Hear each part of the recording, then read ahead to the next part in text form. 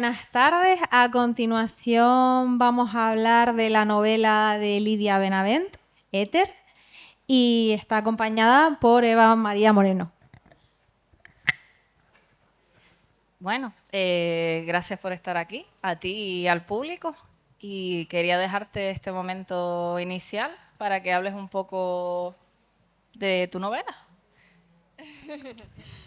Vale, pues a ver, es una biología que se inicia con Velum, que es esta primera parte de aquí y que continúa y termina con Éter.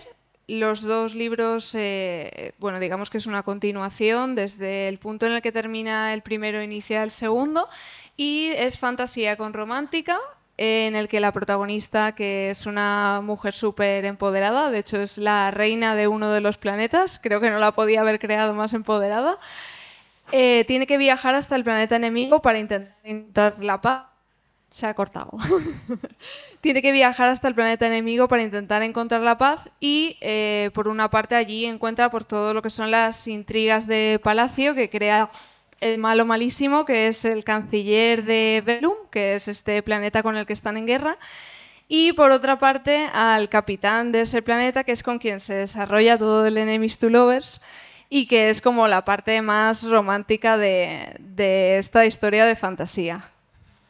Bueno, nos chivas aquí en esta solapa y en la de la otra novela, que escribes desde pequeña, de hecho tiene galardones, ¿no?, por ello. ¿Cómo surge ese principio de tengo curiosidad por escribir, me apetece plasmar las historias que tengo en mi mente en un papel y que queden ahí para siempre, ¿no? Un poco, más a idealizar el papel. Pues a ver, a mí de pequeña me gustaba dibujar, pero no tenía mucho talento yo para dibujar. Entonces, digamos que en el colegio hacíamos una serie de concursos cuando llegaban las fallas, porque yo soy de Valencia, y una profesora me dijo, oye, escribes bien, ¿por qué no te apuntas al concurso de redacción? Entonces, a partir de ver que, sobre todo a mi profesora le encantaba lo que escribía, digamos que me picó un poco el gusanillo de explorar esa parte que tenía bastante menos tocada. Entonces, sobre los 8 años o así, empecé a hacer cuadernillos de libros, cositas muy cortitas, que igual me tocaba ir al colegio y en un momento arrugaba 4 hojas, me hacía un librito y me escribía una historia. Lo típico.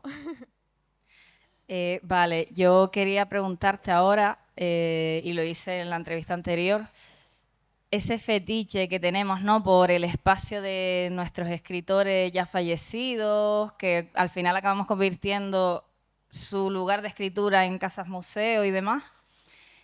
En el espacio de Lidia, ¿qué hay cuando escribes? ¿Hay música? ¿Está la radio? ¿Tienes la tele? ¿Tienes algún amuleto? ¿Algo que no te pueda faltar? Pues te diría que últimamente una vela. Pero no es por nada original mío, sino porque cierta vez leí que Isabel Allende se enciende una vela y no deja de escribir hasta que la vela se consume. Y me pareció una cosa muy guay, como para ponerte en serio, ¿no? Me toca escribir y me voy a poner y hasta que no se apague la vela no voy a terminar. Entonces, no escribo hasta que se termina la vela, lo dejo antes, pero bueno, por lo menos lo intento. A la hora de sacas tu primer borrador o tienes esos capítulos iniciales y quieres que otra persona te dé su punto de vista, ¿a qué personas acudes? ¿Quién lee primero tus historias? Pues a ver, tengo una amiga de la universidad que la verdad le tengo mucha confianza, porque sé que si algo no le gusta me lo va a decir y luego tiene mucho tacto también para decirlo, porque hay veces, sobre todo cuando estás empezando, necesitas no que te den una palmadita en la espalda, pero sí que tengan cierto tacto a la hora de decir las cosas, un poco de mano izquierda. Y ella, la verdad, se acopla mucho a lo que yo necesito, que es señalarme los puntos en los que la historia puede mejorar y a la vez, como no sé, no bajarme la autoestima hasta el suelo. Un punto intermedio. Eh, Como no, inevitablemente, soy generación Z, he cotillado un poco tu Instagram, ¿vale? Y eres tan fan como todos los que estamos aquí, ¿no?, de la novela juvenil. ¿qué referentes tienes, sobre todo partiendo de plumas femeninas, a la hora de crear tus historias? Bueno, de plumas femeninas en realidad es lo que más leo. O sea, diría que la excepción dentro de la fantasía juvenil de lo que leo son los autores, chicos. A mí me encanta, por ejemplo, Sarah J. Maas, Jennifer Armentrout, me gustan muchísimo, sobre todo Sarah, tengo predilección. Y luego de autores así nacionales, pues por ejemplo, me gusta Nerea Llanes y bueno, siempre, más lo de autores nacionales lo digo porque siempre me gusta como hacer un huequecito, ¿no? Que siempre parece que tiramos hacia la fantasía internacional y nos olvidamos de que aquí tenemos muy buena fantasía. Entonces me gusta también dar algunos nombres de autoras, por ejemplo, el de Nerea Llanes está Belén Esteban, Belén, se me ha ido el apellido. Que es, sí, exacto, Belén Martínez, gracias.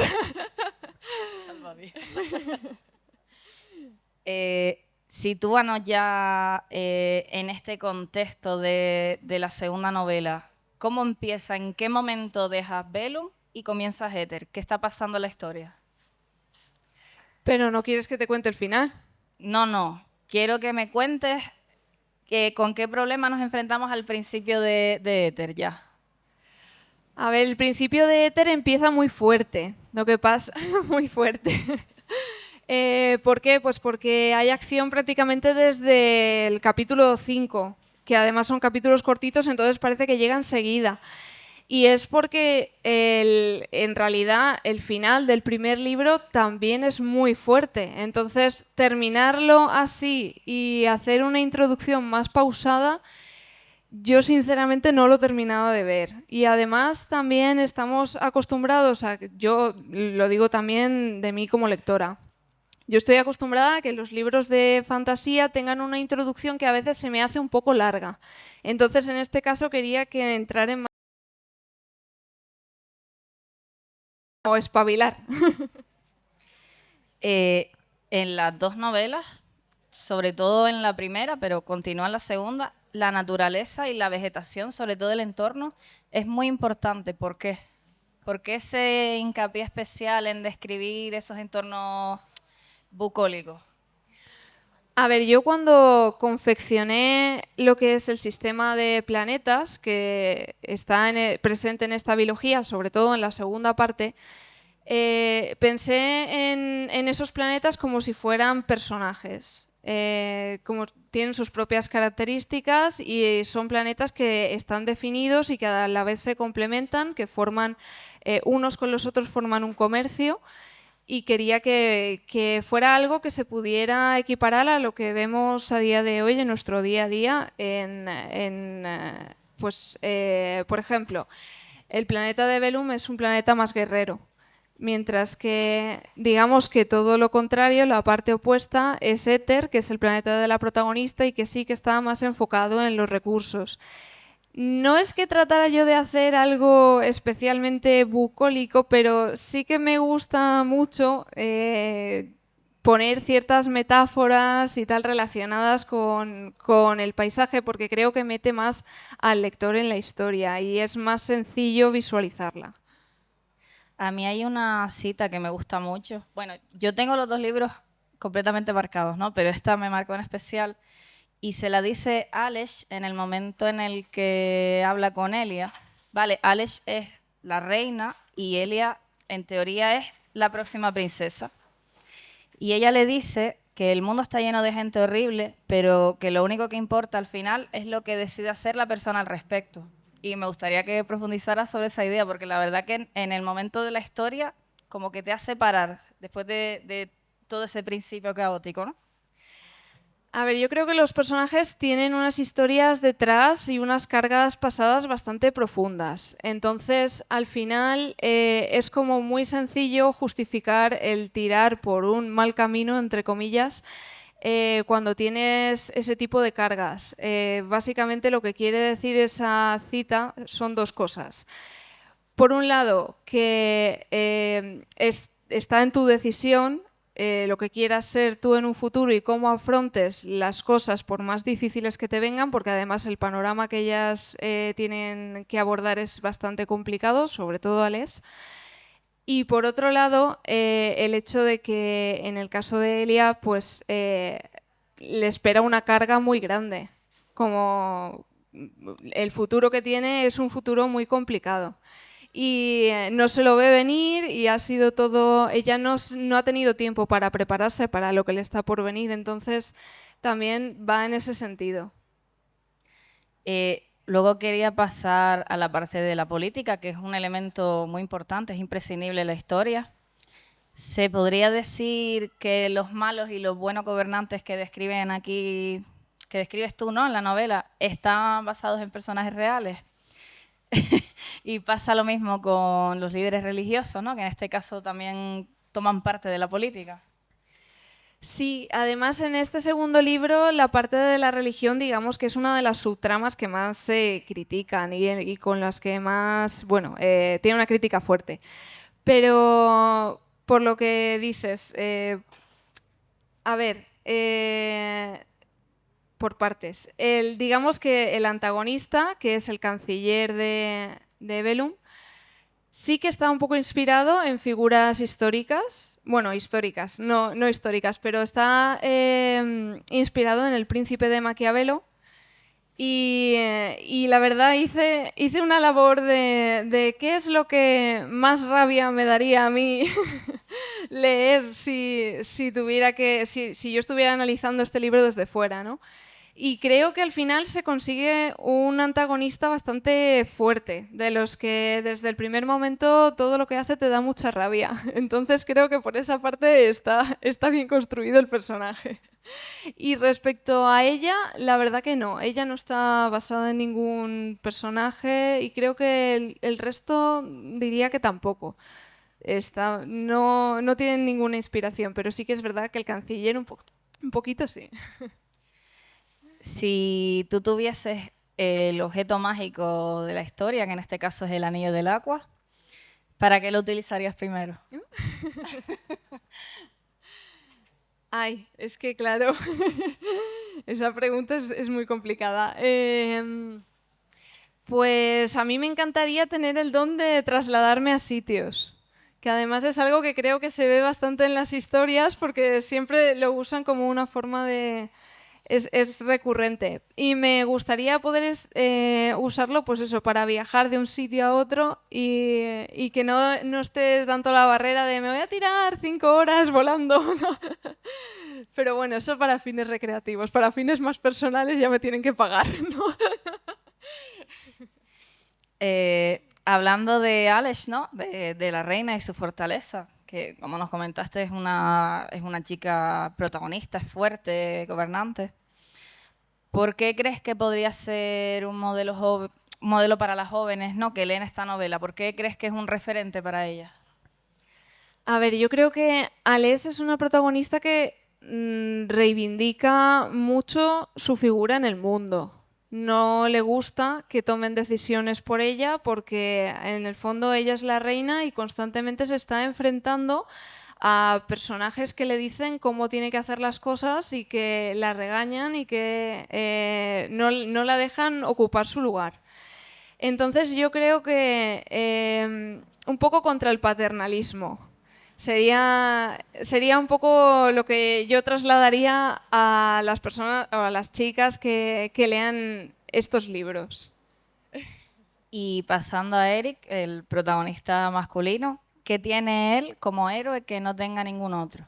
Bueno, y como hombre, ¿no?, y como pareja sentimental también. Sí, yo creo que Eric, o por lo menos para mí, destaca porque es un personaje muy inteligente.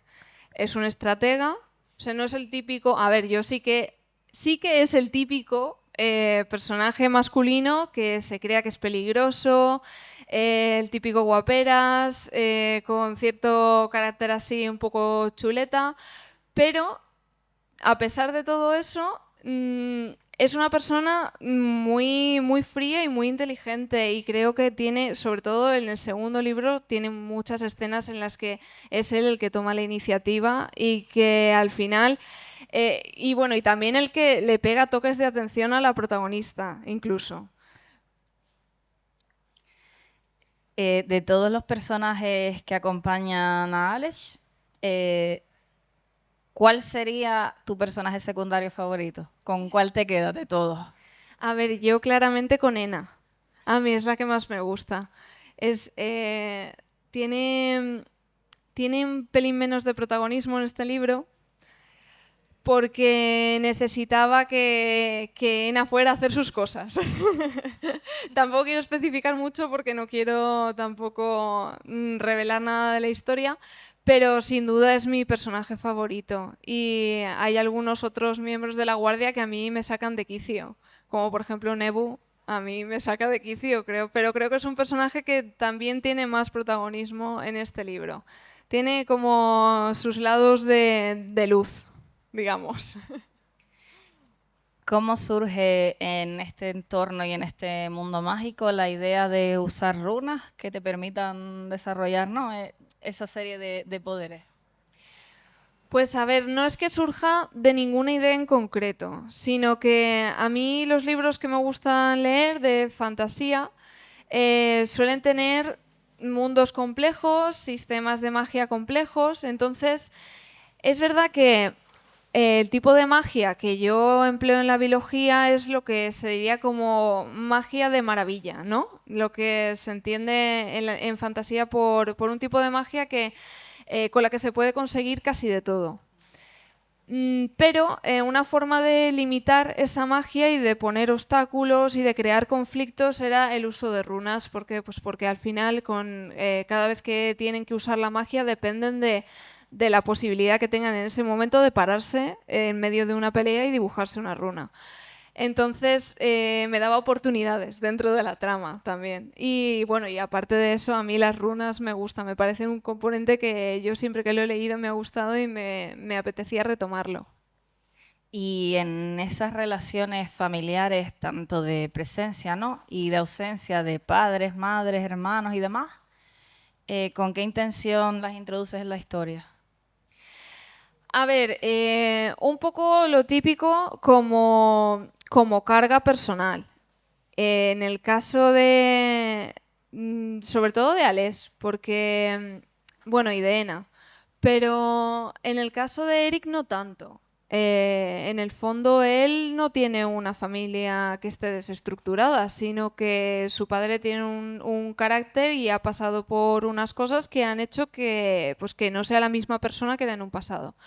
Entonces, siempre intento darle un poquito más de carga emocional a través del pasado de los personajes y bueno, y de realidad, ¿no? Porque al final la vida de todo el mundo no se compone de una figura materna, una figura paterna y vamos a tener una vida de arcoíris y purpurina, sino que hay muchas personas que crecen sin un padre o que crecen sin una madre y bueno, pues a mí me resulta siempre interesante darles a los personajes ese toque. ¿Y qué se siente? Porque yo no lo he vivido, no me atrevo todavía. ¿Qué se siente al matar a un personaje? Pues a ver, depende del personaje que te cargues. Si no le tienes como mucho cariño, te da satisfacción. Si le tienes cariño, pues a veces también te da satisfacción, depende de lo masoquista que seas, y otras veces se te saltan las lágrimas, como me ha pasado a mí en el caso de Éter. Que además en la presentación del libro que hice en Valencia, la mujer que me presentó hizo mucho hincapié en la página 314, que es como el momento en el que Éter pega un giro. Y es porque pasa algo, que me imagino que sabes de lo que te hablo, y a mí en ese momento se me saltaron las lágrimas. O sea que a veces es duro, pero bueno, si se te saltan las lágrimas es que estás yendo por el buen camino. ¿Sabes lo que te quiero decir? Si no sientes nada, entonces igual le falta emoción. Y ya para concluir, ¿tienes algo pensado? ¿Nos podemos ilusionar con una novela, alguna historia o todavía estás disfrutando el final de esta? A ver, estoy un poco disfrutando del final de la biología, además con promoción y tal. Pero yo ya estoy escribiendo una nueva novela que no tiene nada que ver con la biología, es independiente. Es una historia que aborda como temática los sueños y las pesadillas y que tiene una protagonista que me lleva pero vamos, por el camino de la amargura. Es una protagonista muy, muy, muy complicada. En comparación a Les, es súper fácil de escribir porque tiene un pasado muy, muy tortuoso y lo arrastra. Entonces, estoy ahí, pero bueno, estoy muy contenta. Llevo ya una parte no muy grande, pero he pasado la parte complicada porque a mí siempre me cuesta más el inicio que nada. Así que bueno, a ver cómo avanza. Pues nada, yo quería darte las gracias a ti por estar aquí, por darme estas dos novelas, porque al final las he disfrutado. Me ha recordado a esos tiempos en los que yo empecé a leer novela juvenil, ¿no? Porque la verdad que son novelas que no te permiten soltarlas. Necesitas saber el final, necesitas saber qué pasa. Me alegro de haberlas descubierto con la segunda parte ya publicada, porque si no habría sido horrible. Y bueno, eso, gracias a ti por estar aquí, al público y a María, que al final ha sido un poco la artífice. Muchas gracias a vosotros por invitarme y por organizar todo esto. Y ahora, si alguien tiene alguna pregunta.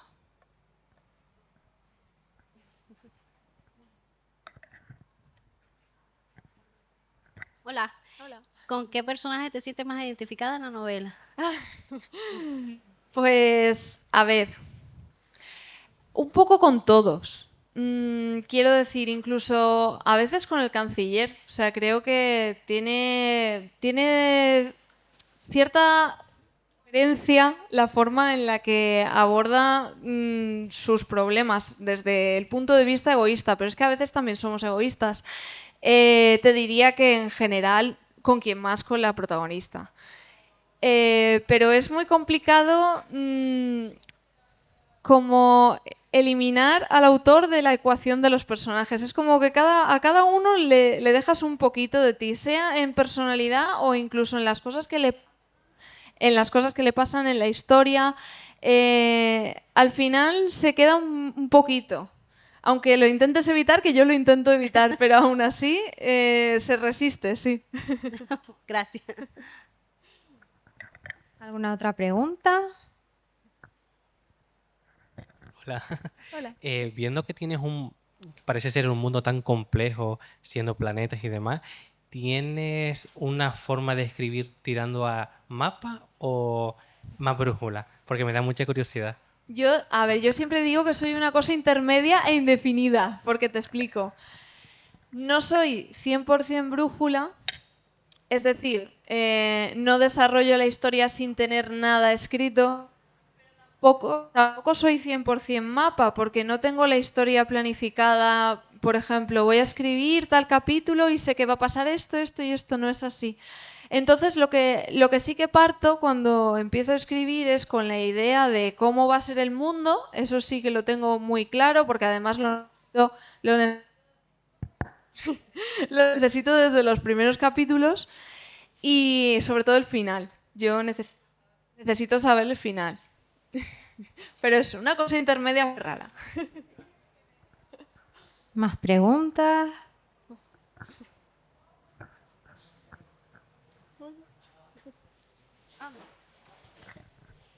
No tienes idea de cuál va a ser tu próxima novela, pero ¿qué has soñado siempre que quisieras escribir y no has podido escribir? ¿No te ha salido todavía? ¿Porque no te atrevas o porque no es el momento?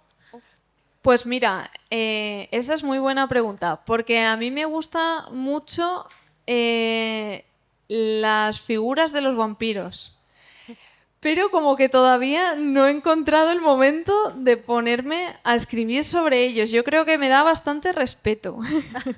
Por eso de hacer algo un poco distinto, no replicar todas las historias que ya tenemos de vampiros, es que me las he intentado leer todas porque me encantan. Y quisiera que se me ocurriera como algo más especial, pero estoy segura de que llegará el momento, lo que no sé es cuándo. Genial. Nada, pues cerramos aquí. Gracias a Lidia por venir y ahora va a estar firmando ejemplares en la carpa de firma. Muchas gracias.